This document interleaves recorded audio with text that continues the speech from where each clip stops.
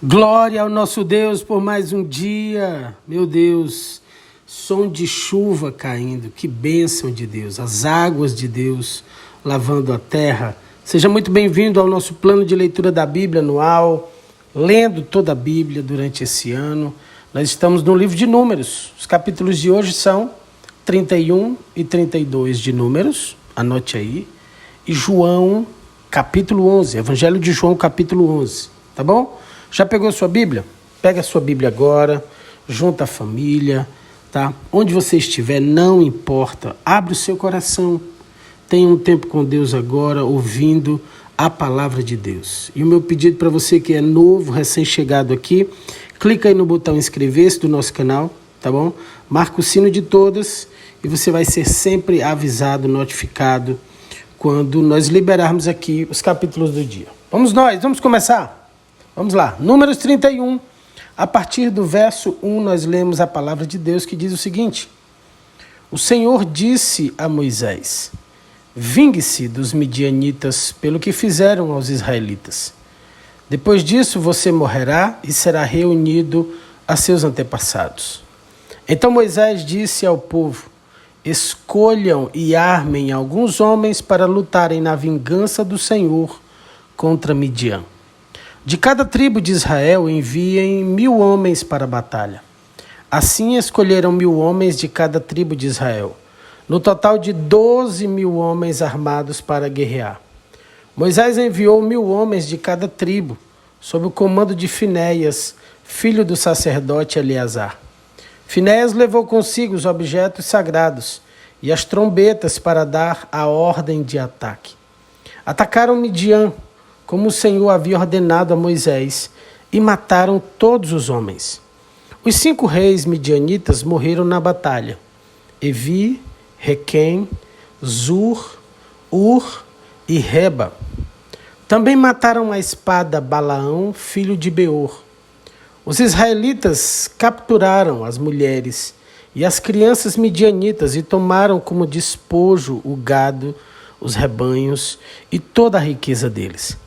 Queimaram todas as cidades e acampamentos onde os midianitas moravam.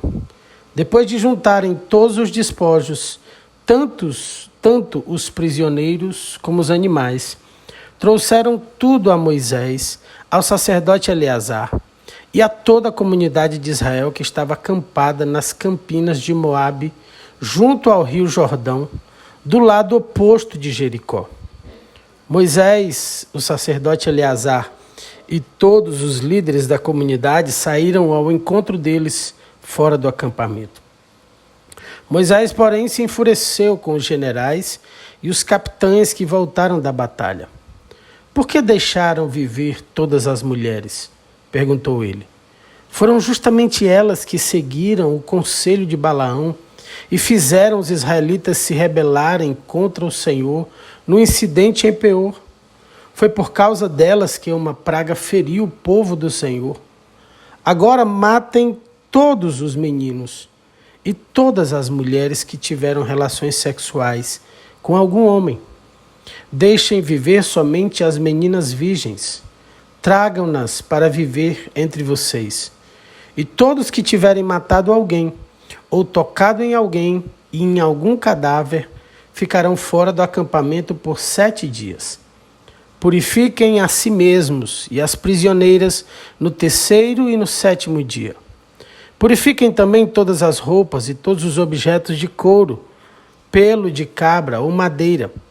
Então o sacerdote Eleazar disse aos homens que participaram da batalha: O Senhor deu a Moisés as seguintes prescrições legais: tudo que for feito de ouro, prata, bronze, ferro, estanho e chumbo, ou seja, tudo que resiste ao fogo, será passado pelo fogo para se tornar cerimonialmente puro.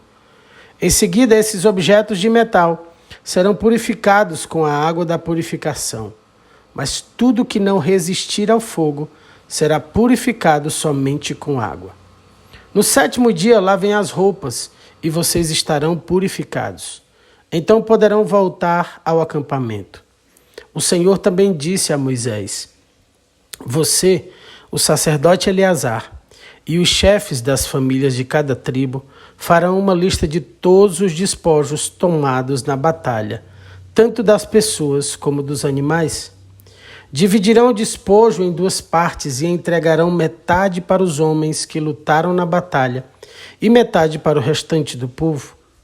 Da metade que pertence ao exército, entreguem primeiro um tributo que cabe ao Senhor, um de cada 500, tanto das pessoas como do gado, dos jumentos e das ovelhas. Entreguem essa porção tirada da parte do exército ao sacerdote Eleazar como oferta ao Senhor. Da metade que pertence aos israelitas, separem um de cada 50, tanto das pessoas como do gado, dos jumentos, das ovelhas e dos outros animais. Entreguem essa porção aos levitas, que estão encarregados de cuidar do tabernáculo do Senhor. Moisés e o sacerdote Eleazar fizeram conforme o Senhor ordenou a Moisés. O despojo restante de tudo que os soldados haviam tomado totalizou 675.000 ovelhas, 72.000 cabeças de gado, 61.000 jumentos e 32.000 virgens. Metade do despojo foi entregue aos homens que participaram da batalha. Essa parte totalizou 337.500 ovelhas, das quais 675 eram o tributo ao Senhor. 36.000 cabeças de gado, das quais 72 eram tributo ao Senhor. 30.500 jumentos, dos quais 61 eram o tributo ao Senhor. E 16.000 virgens, das quais 32 eram o tributo ao Senhor. Moisés entregou ao sacerdote Eleazar o tributo que cabia ao Senhor como oferta movida, conforme o Senhor havia ordenado. Metade do despojo pertencia aos israelitas, e Moisés a separou da metade que pertencia aos homens que lutaram. A parte dos israelitas totalizou 337.500 ovelhas, 36.000 cabeças de gado, 30.500 jumentos e 16.000 virgens. Da metade entregue ao povo, Moisés separou um de cada 50, tanto das pessoas como dos animais, e entregou aos levitas, encarregados de cuidar do tabernáculo do Senhor. Tudo foi feito conforme o Senhor havia ordenado a Moisés. Então os generais e os capitães foram a Moisés e disseram: Nós, seus servos, contamos todos os homens que saíram para a batalha sob o nosso comando. Nenhum de nós está faltando. Por isso, de nossa parte do despojo, apresentamos os objetos de ouro como oferta ao Senhor: braceletes, pulseiras, anéis, brincos e colares. A oferta fará expiação por nós diante do Senhor. Moisés e o sacerdote Eleazar receberam deles as joias e os objetos artesanais de ouro. Ao todo, o ouro que os generais e os capitães apresentaram como oferta ao Senhor pesava por volta de 200 quilos. Todos os homens que participaram da batalha tomaram para si uma parte do despojo. Moisés e o sacerdote Eleazar aceitaram as ofertas dos generais e dos capitães e levaram o ouro para a tenda do encontro como recordação para que o Senhor se lembrasse dos israelitas. E aqui nós finalizamos o capítulo 31. Vamos ao capítulo 32 de Números. A partir do verso 1 nós lemos o seguinte: As tribos de Ruben e Gade possuíam rebanhos enormes. Por isso, quando viram que as terras de Jazar e Gileade eram adequadas para os rebanhos, foram a Moisés, ao sacerdote Eleazar e aos outros líderes da comunidade e disseram: Vejam as cidades de Atarote, Dibon, Jazar, Ninra, Esbom, Eleale, Sibma, Nebo e Beon. O Senhor conquistou toda esta região para a comunidade de Israel, e ela é adequada para criar rebanhos e para nós, seus servos, que possuímos rebanhos. Se contamos com seu favor, pedimos que nos deixem ocupar esta terra como nossa propriedade, em vez de nos dar a terra do outro lado do Jordão. Moisés perguntou aos homens de Gade e Ruben: Então vocês querem que seus irmãos vão à guerra enquanto vocês ficam aqui? Por que querem desanimar o restante dos israelitas de atravessar o rio para a terra que o Senhor lhes deu? Seus antepassados fizeram a mesma coisa que eu os enviei de Cades-Barneia para fazer o reconhecimento da terra.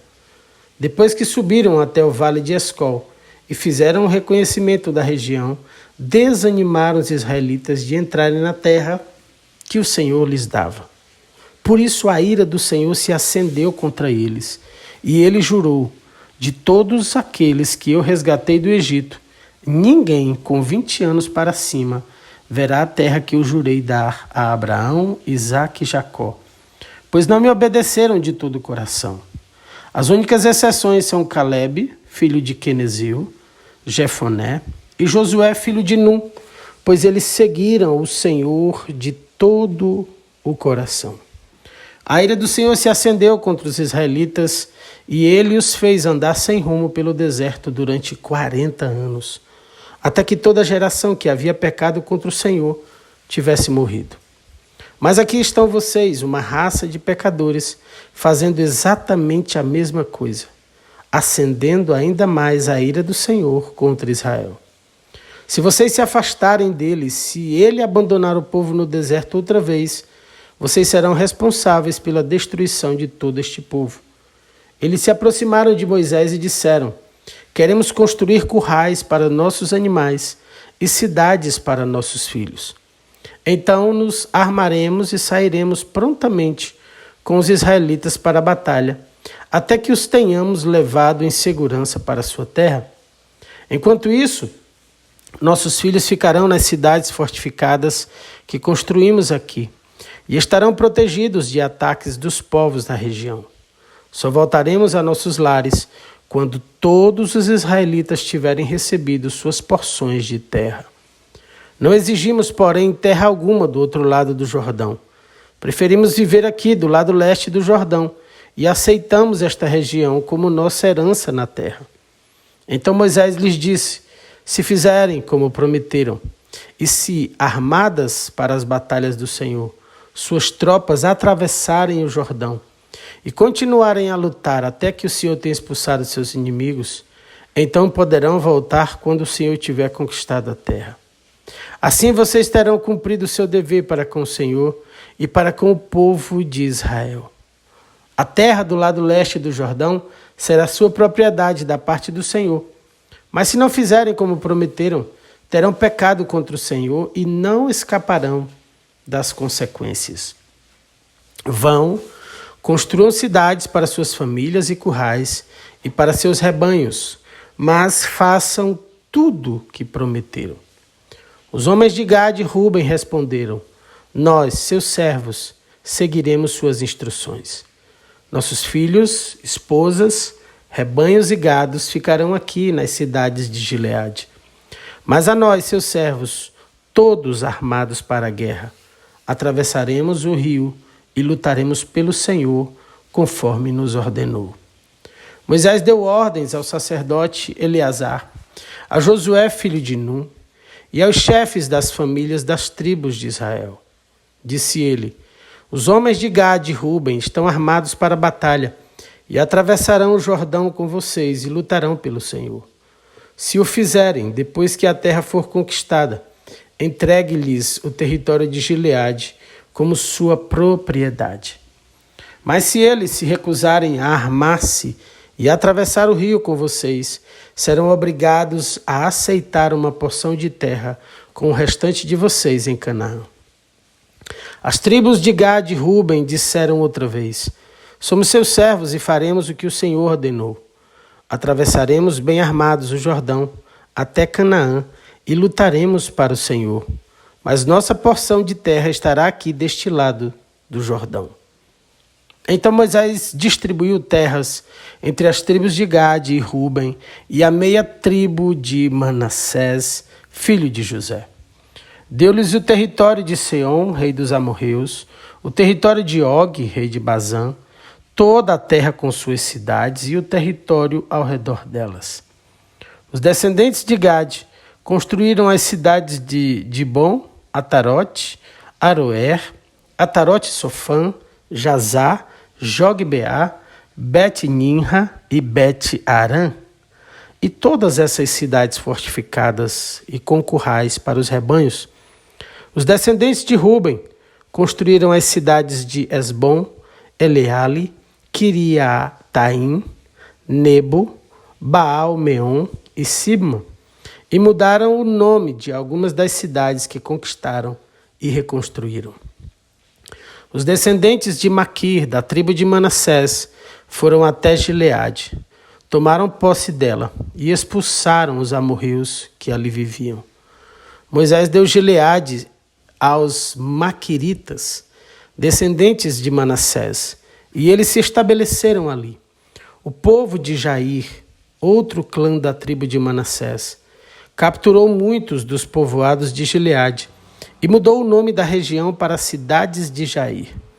Enquanto isso, um homem chamado Noba conquistou a cidade de Kenate e as vilas ao redor e deu seu próprio nome à região, chamando-a de Noba. E aqui nós finalizamos os capítulos do Antigo Testamento. Vamos ao Novo Testamento? Evangelho de João, capítulo 11, e nós lemos o seguinte a partir do verso 1. Um homem chamado Lázaro estava doente. Ele morava em Betânia com suas irmãs Maria e Marta. Foi Maria, a irmã de Lázaro, que mais tarde derramou perfume caro nos pés do Senhor e os enxugou com os cabelos. As duas irmãs enviaram um recado a Jesus dizendo: Senhor, seu amigo querido está muito doente. Quando Jesus ouviu isso, disse: a doença de Lázaro não acabará em morte. Ela aconteceu para a glória de Deus, para que o Filho de Deus receba glória por meio dela. Jesus amava Marta, Maria e Lázaro.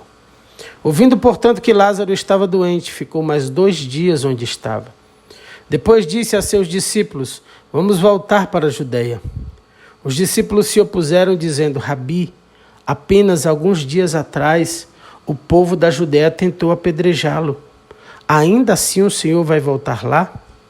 E Jesus respondeu: há 12 horas de claridade todos os dias. Durante o dia as pessoas podem andar com segurança, conseguem enxergar, pois tem a luz deste mundo. À noite, porém, correm o risco de tropeçar, pois não há luz. E acrescentou: nosso amigo Lázaro adormeceu, mas agora eu vou despertá-lo. Os discípulos disseram: Senhor, ele dorme, é porque logo vai melhorar. Pensava que Jesus falava apenas do repouso do sono, mas ele se referia à morte de Lázaro. Então ele disse claramente: Lázaro está morto. E por causa de vocês, eu me alegro por não ter estado lá. Pois agora vocês vão crer de fato. Venham, vamos até ele. Tomé, apelidado de Gêmeo, disse aos outros discípulos: vamos até lá também para morrer com Jesus. Quando Jesus chegou a Betânia, disseram-lhe que Lázaro estava no túmulo havia 4 dias. Betânia ficava a cerca de 3 quilômetros de Jerusalém. E muitos moradores da região tinham vindo consolar Marta e Maria pela perda do irmão. Quando Marta soube que Jesus estava chegando, foi ao seu encontro. Maria, porém, ficou em casa. Marta disse a Jesus: se o Senhor estivesse aqui, meu irmão não teria morrido. Mas sei que, mesmo agora, Deus lhe dará tudo o que pedir. Jesus lhe disse: seu irmão vai ressuscitar. Sim, respondeu Marta. Ele vai ressuscitar quando todos ressuscitarem no último dia. Então Jesus disse: eu sou a ressurreição e a vida. Quem crê em mim viverá, mesmo depois de morrer. Quem vive e crê em mim jamais morrerá. Você crê nisso, Marta? Sim, Senhor, respondeu ela.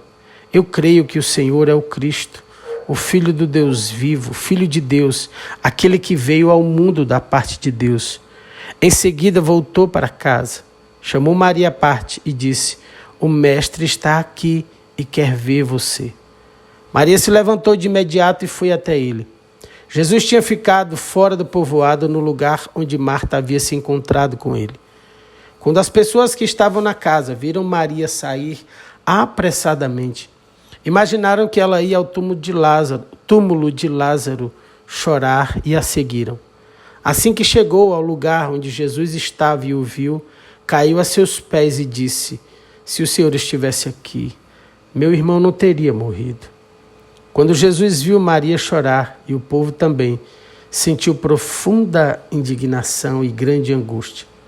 Onde vocês o colocaram? Perguntou. Eles responderam: Senhor, venha e veja. E Jesus chorou. As pessoas que estavam por perto disseram: vejam como ele o amava. Outros, porém, disseram: este homem curou um cego, não poderia ter impedido que Lázaro morresse? Jesus, sentindo-se novamente indignado, chegou ao túmulo, uma gruta com uma pedra fechando a entrada. Rolem a pedra para o lado, ordenou. Senhor, ele está morto há 4 dias, disse Marta, a irmã do falecido. O mau cheiro será terrível. Jesus respondeu: eu não lhe disse que se você cresce, veria a glória de Deus? Então rolaram a pedra para o lado. Jesus olhou para o céu e disse: Pai, eu te agradeço porque me ouviste. Tu sempre me ouves. Mas eu disse isso por causa de todas as pessoas que estão aqui, para que elas creiam que tu me enviaste. Então Jesus gritou: Lázaro, venha para fora. E o morto saiu, com as mãos e os pés presos com faixas e o rosto envolto num pano. E Jesus disse: desamarrem as faixas e deixem-no ir. Muitos dos judeus que estavam com Maria creram em Jesus quando viram isso. Alguns, no entanto, foram aos fariseus e contaram o que Jesus tinha feito. Então os principais sacerdotes e fariseus reuniram o conselho dos líderes do povo. O que vamos fazer? Perguntavam uns aos outros. Sem dúvida, este homem realiza muitos sinais. Se permitirmos que continue assim, logo todos crerão nele. Então o exército romano virá e destruirá nosso templo e nossa nação. Caifás, o sumo sacerdote, naquele ano disse: vocês não sabem o que estão dizendo. Não percebem que é melhor para vocês que um homem morra pelo povo, em vez de a nação inteira ser destruída? Não disse isso por si mesmo, mas sendo sumo sacerdote naquele ano, profetizou que Jesus morreria pela nação inteira. E não apenas por aquela nação, mas para reunir em um só corpo todos os filhos de Deus espalhados ao redor do mundo. Daquele dia em diante começaram a tramar a morte de Jesus. Por essa razão, Jesus parou de andar no meio do povo.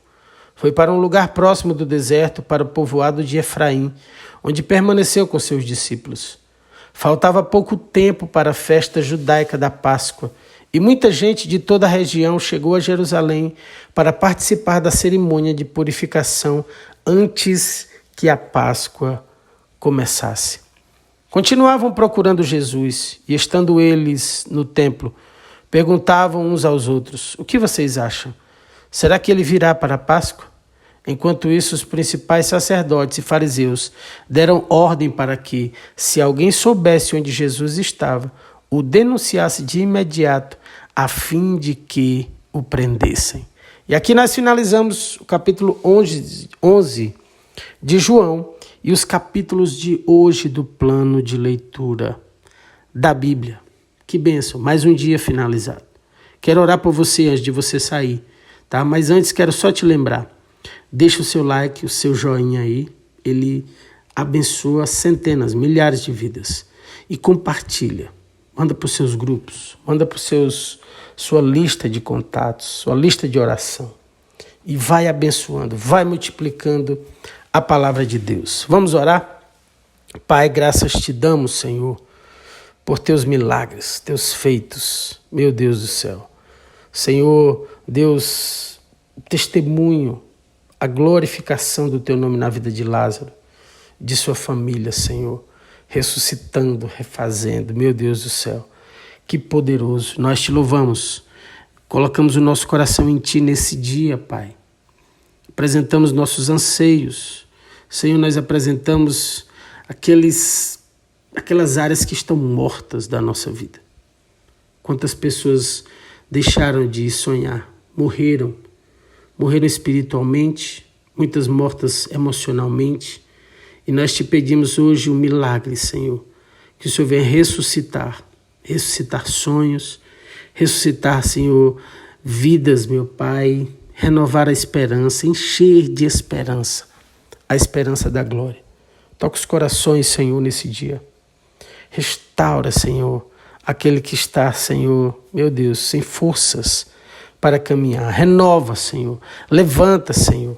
Nós estamos aqui para concordar com a Tua bênção sobre os Teus filhos, para declarar uma semana poderosa de produtividade. Muito, Senhor. Uma semana de crescimento, uma semana abençoada sobre os Teus filhos, mas, acima de tudo, uma semana de milagres. Que eles vejam os céus abertos. E Deus, e que eles vejam no reino espiritual tudo que o Senhor está planejando, projetando, executando nesse tempo. Derrama a Tua graça, o Teu favor, a Tua provisão sobre cada lar. Força, Senhor, ânimo ao que está abatido, angustiado, ansioso, com medo. Senhor, renova as forças. Nós oramos e abençoamos cada um dos Teus filhos.